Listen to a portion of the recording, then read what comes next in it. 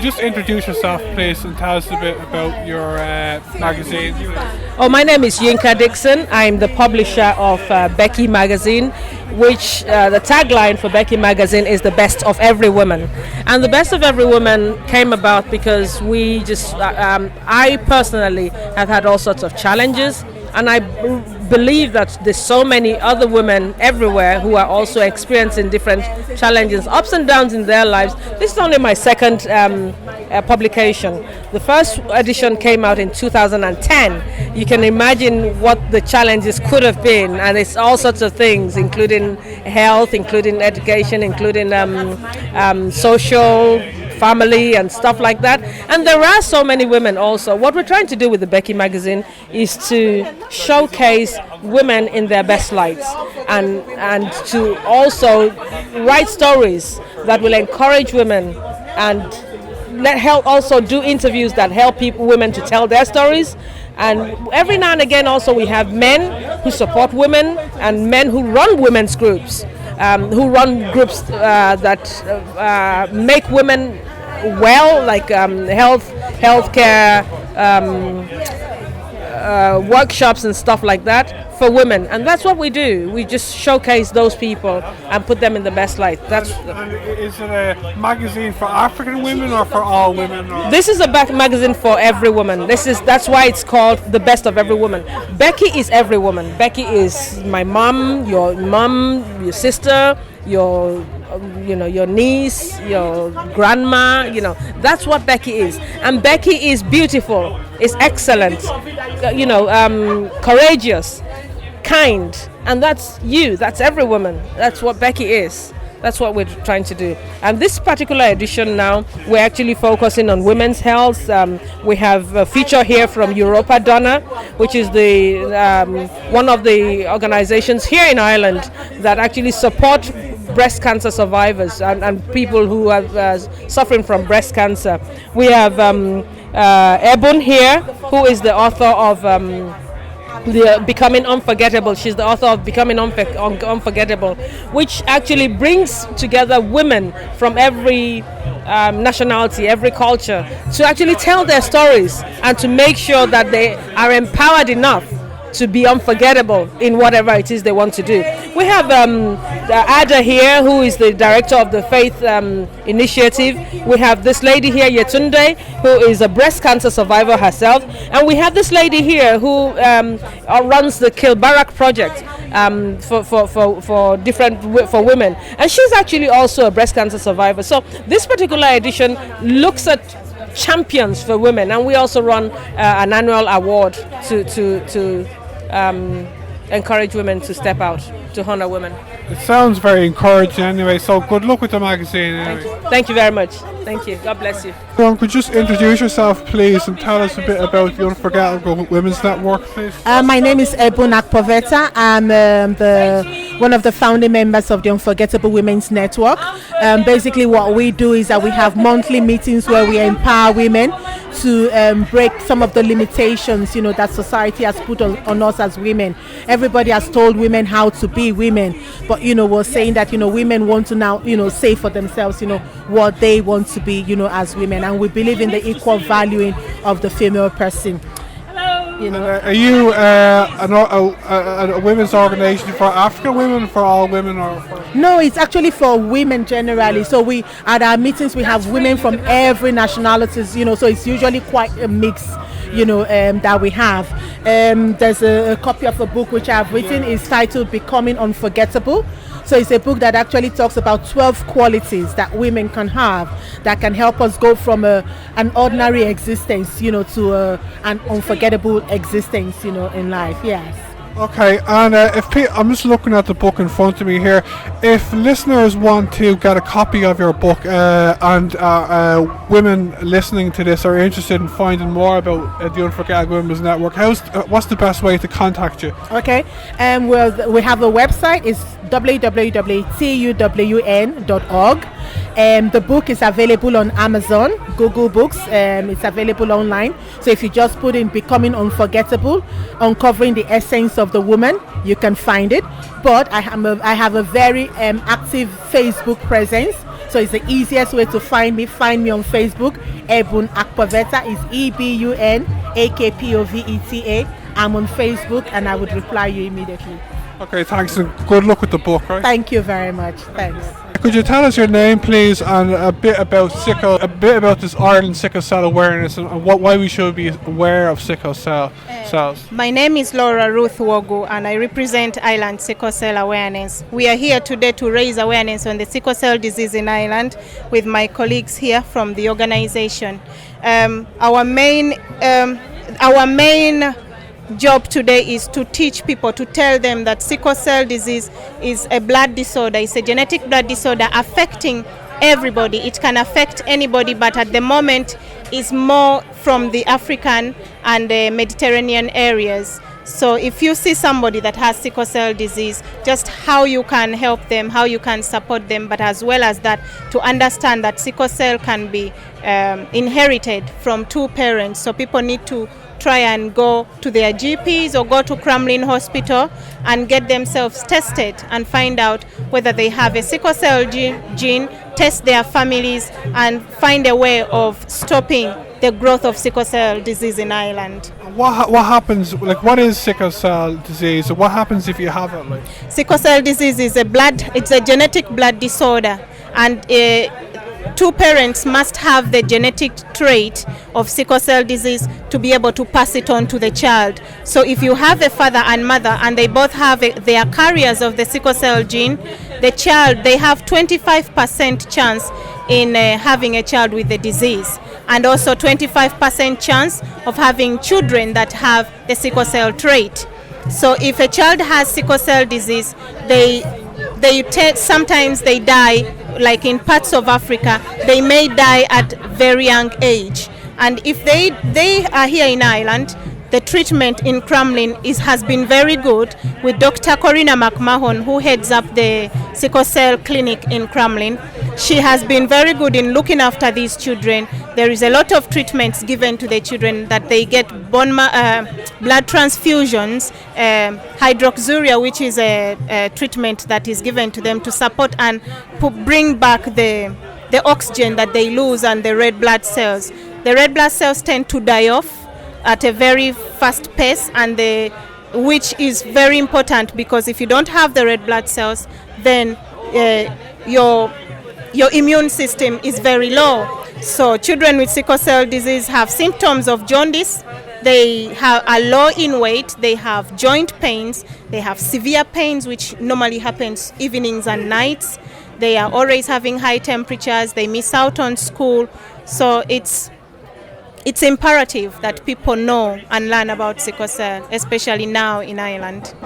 And if listeners are interested in finding out more about Ireland sickle cell awareness, what's the best way to contact us or to find out more? The best way to contact us is you can log on to our website, which is www.irelandsicklecell.org. You can email us on irelandsicklecell@gmail.com. You can take one of our leaflets. Our contact details are there.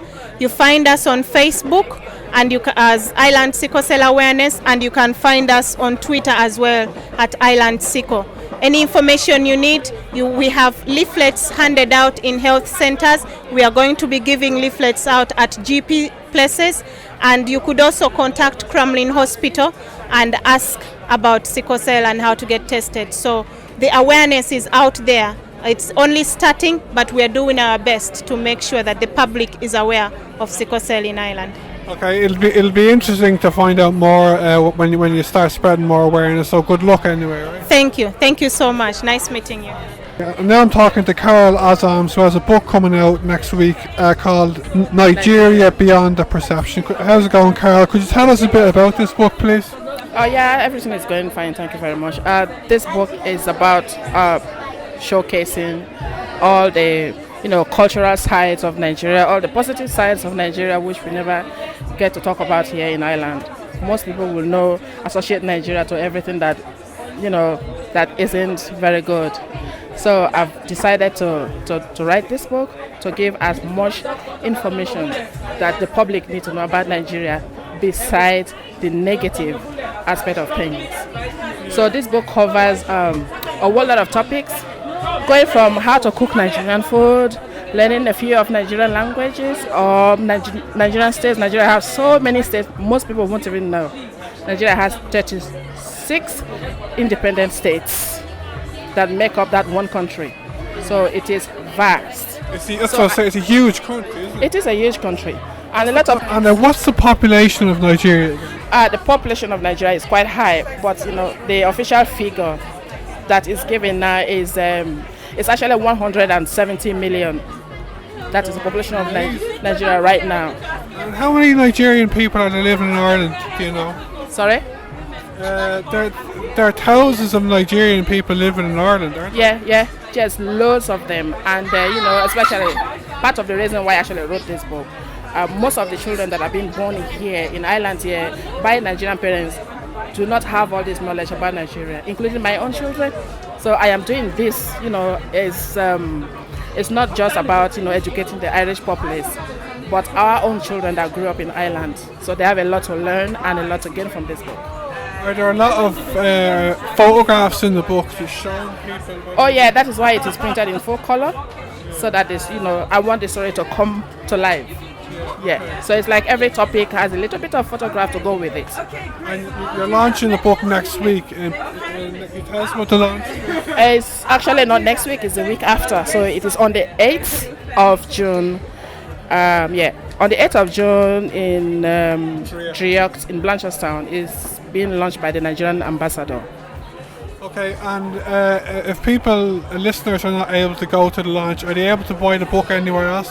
Of course, they can contact me through my website, which is www.carolazams.com. Carol as in Carol, Azams, Azams. So carolazams.com. My information is there, and you can actually order the book through my website. Okay, it's great talking to you, and good luck with the book, right? Okay, thank you very much. Nice talking to you too. How's it going? Could you tell us your name and a bit about your group, the Congolese Women of Ireland, please? My name is Nhono, Tambidila, and my group is Congolese women living in Ireland. And how many Congolese women are there living in Ireland, do you know? Yeah, around 2,000 women living in Ireland. And I'm here at your stand looking. You have all stuff for sale, all necklaces and stuff. Did you make this stuff yourself, or you bought? It's from the Congo, is it? Yes, some stuff is from Congo, but some of we make it ourselves, like the canvas for the mask. We did, me and my friend Judith, because we are artists as well. Some of we bought it from Congo for African Day. Do you think there should be a lot more publicity in the media in Europe, in Ireland, about what's happening in the Congo?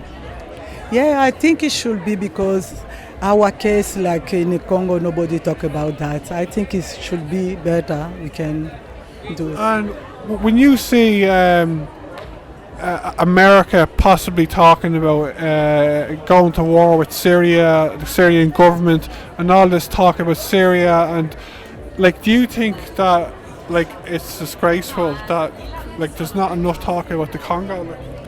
Yeah, I think the one big problem is nobody talk about Congo, because for myself, for my own opinion, is a multinational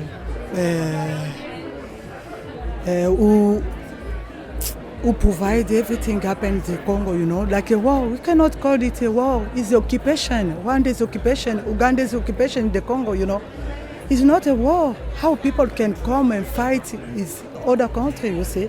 It's our land. We must be in peace. I think it's more people in the Congo. More army is still going in the Congo. Why? There is no peace there. They cannot make peace. We see the monarch is there. American is there. Everyone is there in the Congo. Why cannot be in peace in the Congo? We cannot understand. We are so. So it's the worst part, Women are still raping. Everything happen every day. Yeah.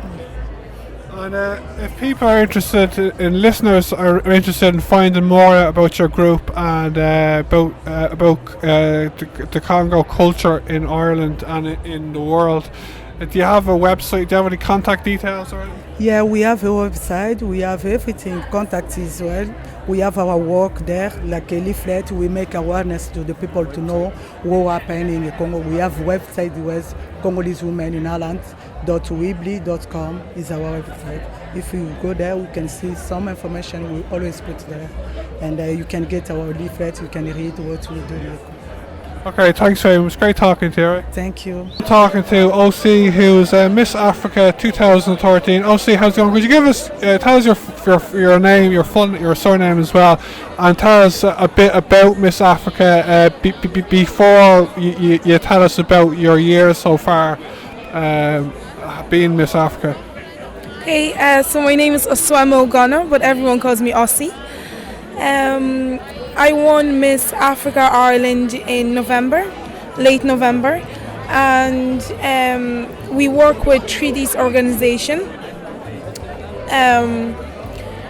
Basically, being Miss Africa has taught me a lot, and we've been attending different events and just working with the organization as well, for different projects as well. So, when did Miss Africa start? The contest start in Ireland? It started 12 years ago. The upcoming one is going to be the 13th year, the 13th one. And how many participants are there in it? Do you know? I think it varies. The year that I was in it, there was 8 participants, but I think usually there's about like 12 or so. And, do you mind me asking, where are you originally from? I'm from Nigeria. Alright, cool. And are you working in Ireland? Are you in college or? I'm in college. I'm a student of Athlone Institute of Technology. What are you studying there? Health science and nutrition. Cool. And are you living in Athlone as well? I'm living in Dundalk. Oh, cool. And do you like living in Ireland? I've gotten very used to it, actually. And how long are you here? 8 years. Yeah, 7.5 or so. And you have a lot of family here as well? I have my parents here, my 2 younger sisters, and my cousins, like some cousins. And do you have many Irish friends? Oh yeah, lots of Irish people. So you like living in Ireland, that's great to hear. So you're enjoying the year, you're still going to be Miss Africa up until November this year, yeah? Yeah. And do you have any big plans up until then? Well, I'm going to continue working with the treaties organization, and hopefully we'll have a few good projects in store. So. Okay, it's great talking to you, right? Thank you so much.